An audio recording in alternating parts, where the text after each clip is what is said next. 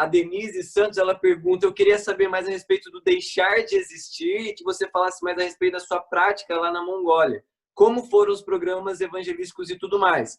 E eu acho que isso tem a ver com uma outra pergunta aqui também feita em seguida pela Caroline, que é como você tem apresentado um Deus encarnado a esses povos. E conecta com a pergunta do Guilherme também, que é qual seria a singularidade de Jesus, como apresenta essa singularidade? Ótimo. São várias histórias. Eu acho que a mais emocionante, eu poderia compartilhar aqui, mas eu não vou, justamente para poder ter a oportunidade de contar a outra. Caso você queira saber a respeito dessa história mais emocionante, tem que ver com aquela senhora, aquela senhorinha que eu mostrei com um carvão no fundo. É exatamente a história que eu conto no Provai e Vede.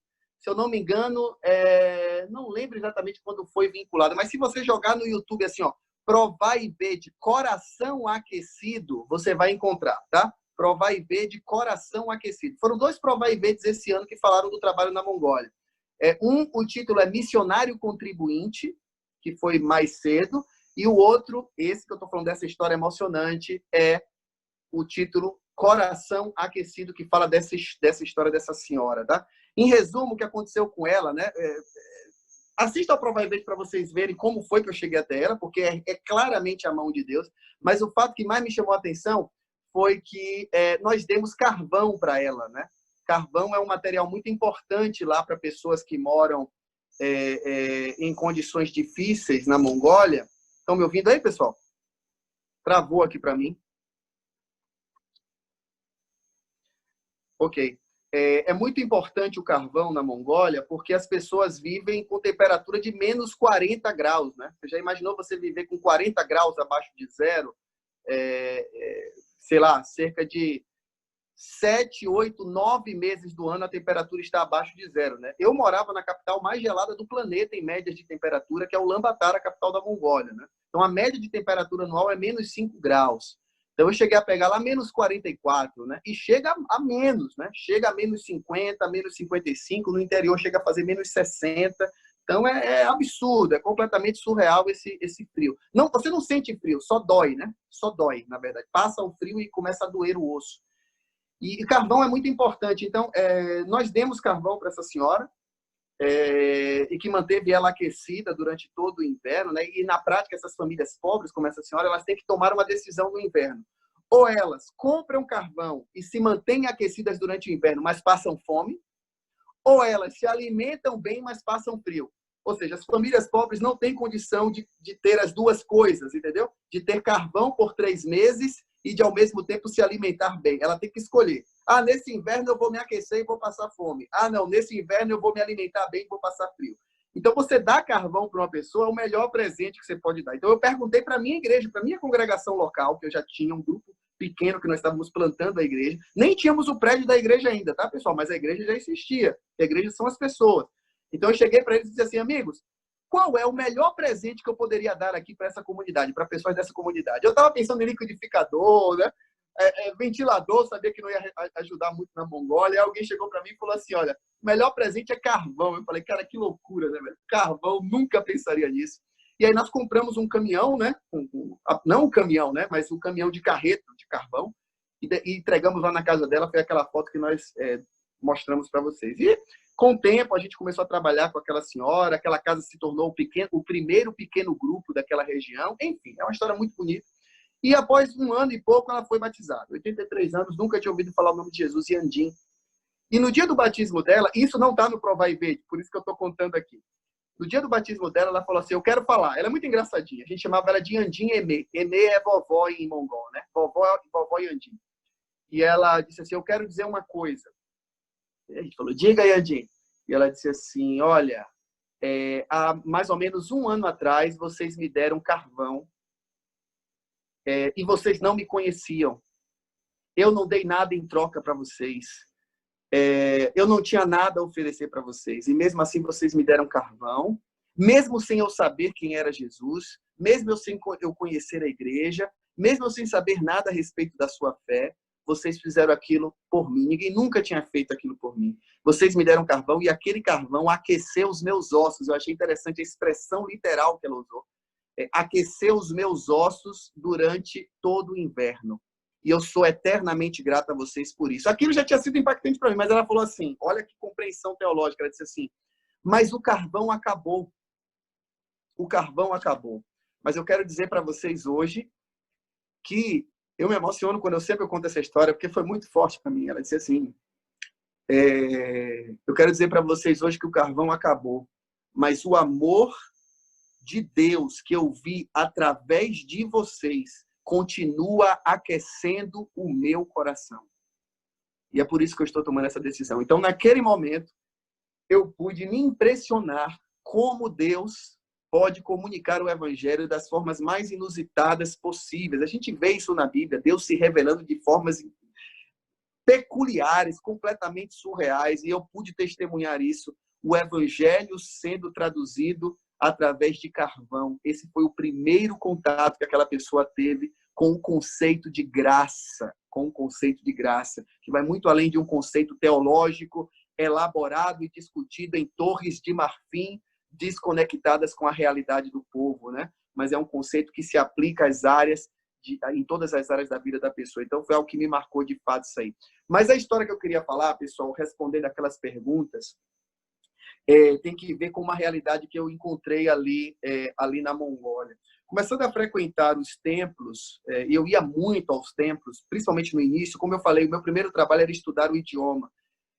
Então, a escola de idiomas que eu estudava, né, coincidentemente ou providencialmente, ficava do outro lado da rua do principal monastério budista do país. Literalmente. Eu simplesmente saía da escola, atravessava a rua e eu estava no monastério. Era um complexo de templos. E eu simplesmente saía da aula e eu ia para lá sempre. Porque, veja, é uma grande área com vários templos. E as pessoas vão para lá, as famílias vão para lá só para entrar num lugar de paz, tranquilo, ficam lá brincando com as crianças. Umas pessoas ficam alimentando pombo. Enfim, é tipo uma praça, na realidade, sabe? Aquilo faz parte da cidade. Não é só um lugar religioso, entende?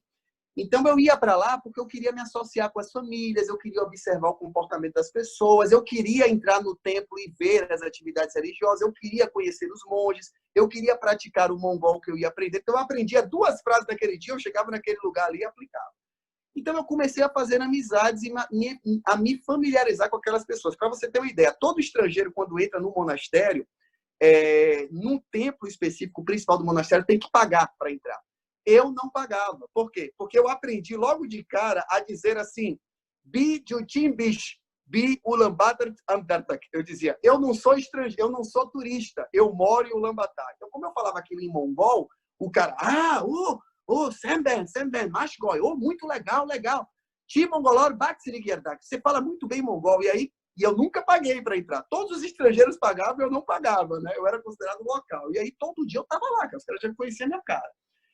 E aí, nessa conversa com os monges, interagindo, um dia eu entrevistei um lama, um mestre budista, por sinal, um cara muito inteligente. Eu cheguei para ele e disse assim, olha, eu queria saber um pouco mais a respeito do budismo. Aí ele falou assim para mim, qual é o seu interesse? Aí eu fiz, não, eu sou um pesquisador das religiões, eu queria entender um pouco mais vocês. Aí ele disse assim, mas qual é o seu trabalho? Olha só, viu? Aí eu disse assim, olha, eu sou como um líder espiritual, como se fosse um lama, como você. Aí ele olhou para mim e fez, um pastor? Um pastor? Desse jeito. Aí ele, tá, tudo bem. Não, pode falar sinceramente comigo, não há problemas. Eu vou te atender do mesmo jeito, sabe? Quer dizer, não... Eu falei, pô, achando que o cara não ia saber muito bem, e ele queria que eu falasse o papo reto, né? Enfim, nessas várias conversas com esse rapaz que eu fiz amizade, um dos lamas lá, um dos mestres, ele chegou para mim e disse assim, olha, Yuri, está acontecendo aqui um projeto na Mongólia que vocês aí no Ocidente ainda vão ouvir muito, e vocês vão ouvir falar disso, viu? Na Mongólia, eles estão construindo a maior estátua do planeta. Veja, não é que é a maior estátua de Buda, é a estátua de um Buda, de fato, mas é a maior estátua do planeta. Ela vai ser maior do que o Cristo, ele falou para mim, o Cristo que vocês têm lá no Rio de Janeiro, vai ser maior do que a Estátua da Liberdade, vai ser a maior estátua do mundo inteiro. Nós estamos construindo aqui na Mongólia. Você sabia disso? Eu disse, não sabia. Ele aí pegou um folder, na verdade 2. Ele pegou um folder em mongol e me deu, e pegou um folder em inglês e me deu. Ele falou, você está aprendendo mongol? Então, use aí para aprender, para comparar, e me deu os 2. Eu tenho esses folders aqui, só que está tudo em caixa aí. Quando eu voltei, estava guardado aqui, eu já não sei mais onde anda. Então, ele me deu isso aí. E nesse folder contava a história dessa estátua, olha só, e o projeto. Qual é o objetivo dessa estátua? Essa estátua, na verdade, vai ser construída numa localidade onde uma cidade vai ser construída. A ideia é tornar essa cidade uma espécie de meca do budismo. Ou seja, atraindo uma espécie de turismo religioso para a Mongólia. Ou seja, tem uma ideia mercadológica por trás, sabe? Só que aí eu fiquei interessado em saber o que era aquela estátua. E eu li no folder e ele também me explicou. Mas eu vou dizer para vocês exatamente o que o folder dizia, amigos. E eu fiquei simplesmente impressionado com o que eu li. O folder dizia o seguinte: essa estátua representa um Buda. Veja, não é o Buda histórico, Siddhartha Gautama, não. Representa um Buda do futuro. Lembrando que Buda significa um ser iluminado, né? Um ser que alcançou a iluminação. Então ela dizia assim: essa estátua representa um Buda do futuro que virá nas nuvens dos céus e o mundo inteiro verá a sua vinda. Eu falei, eu acho que eu já li isso em algum lugar, mas tudo bem. E eu continuei lendo. E ele disse, este Buda do futuro, ele virá no momento em que o mundo estiver em colapso social, econômico, moral, espiritual, desastres naturais, epidemias. Aí não fala falta de amor, né? Fala falta de compaixão. É interessante, cara. Parecia, amigos, que eu estava lendo Mateus capítulo 24, mas é extremamente impressionante. E eu comecei a ler aquilo e dizia que quando ele vier, ele iniciará um novo tempo, uma nova realidade, totalmente diferente da realidade de sofrimento que nós vivemos hoje dentro da Sansara. Ou seja, dentro da visão budista, eles vão começar um novo éon, né? Porque o próprio universo é visto também nessa forma cíclica, né? O universo se destrói, depois se recria de novo. Enfim, isso aí é herdado até do hinduísmo, por sinal.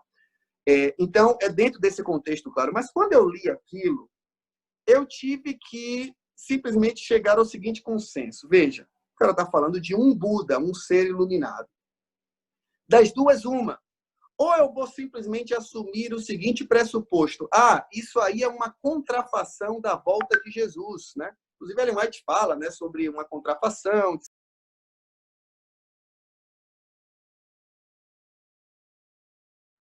Pastor, o microfone fechou. Está sem microfone. Perdão.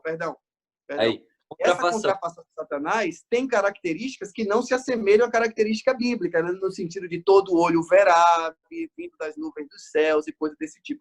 No texto, não. O texto estava adequado com a característica bíblica, né? Então, eu tinha essas duas opções. Dar uma resposta simples teológica dizendo, não, isso aí é uma contrafação, isso é uma ideia demoníaca, diabólica e tal. Ou eu poderia assumir a seguinte tese, que é a que eu creio. Deus se revela em todas as culturas. Deus, ele preserva. Isso é uma tese daquele livro Eternity in Their Hearts, né? Que foi traduzido aí como o Fator Melquisedeque, pelo Don Richardson. E ele defende, em resumo, de que Deus preservou intencionalmente, né, elementos da verdade original em todas as culturas.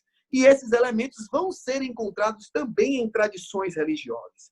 Ou seja, isso significa que dentro do conceito da Missio Dei, né, da missão de Deus, nós, como missionários, do ponto de vista humano, não vamos lá iniciar uma coisa nova. Nós devemos simplesmente, como detetives, buscar encontrar quais são os passos que Deus já deu naquele contexto e eu preciso simplesmente seguir aqueles passos. Ou seja, eu preciso identificar naquela cultura quais são os elementos preservados por Deus, chamado de analogias redentivas pelo Don Richardson, onde eu posso conectar o evangelho, ou seja, aquilo foi uma janela deixada por Deus por onde o evangelho pode penetrar naquela realidade cultural.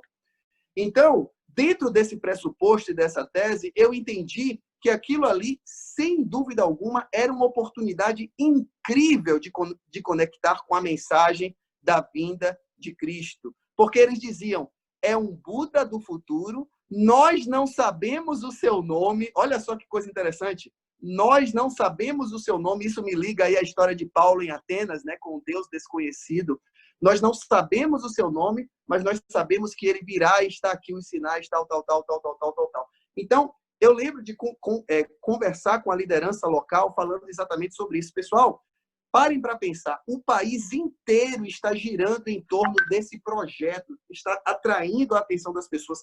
Altas doações do governo, de pessoas em particular, para construir essa estátua em reverência a esse Buda e todo um complexo religioso. Eu falei, será que nós não deveríamos aproveitar essa realidade para apresentar Jesus, né, como não um ser iluminado, mas como a própria luz, como diz João, né? A luz que veio ao mundo e que ilumina a todo homem.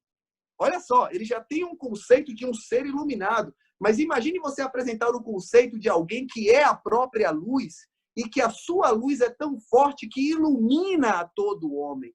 Então, se eles estão em busca de iluminação, nada melhor do que mostrar uma pessoa que representa essa própria luz, né? Se eles estão em busca de liberdade, nada melhor do que apresentar o Cristo que disse o seguinte: se, pois, o Filho vos libertar, verdadeiramente sereis livres.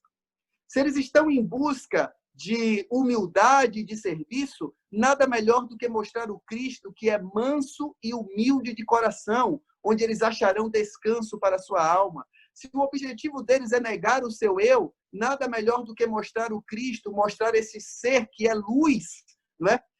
E que virá no futuro, mas mostrar que esse ser esteve aqui na Terra, demonstrou compaixão e disse aos seus discípulos: se vocês quiserem ser meus discípulos, a primeira coisa que vocês precisam fazer é negar o seu próprio eu, porque enquanto vocês estiverem presos ao eu, vocês não poderão ser parte da minha comunidade.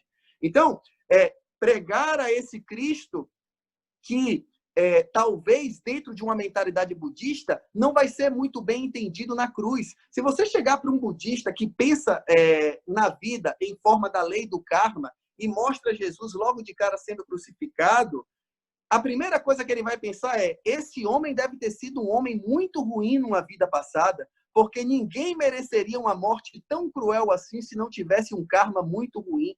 Ou seja, ou ele foi um assassino, ou ele foi um estuprador, ou algo assim. Então, a cruz, para eles, vai ser, na verdade, uma mensagem inicialmente negativa. Então, como é que eu poderia traduzir o sacrifício de Cristo na cruz em primeira mão? Não que eu não vá falar da cruz posteriormente, mas num primeiro contato, como eu poderia traduzir o sacrifício da cruz dentro desse contexto de um ser iluminado que virá no futuro?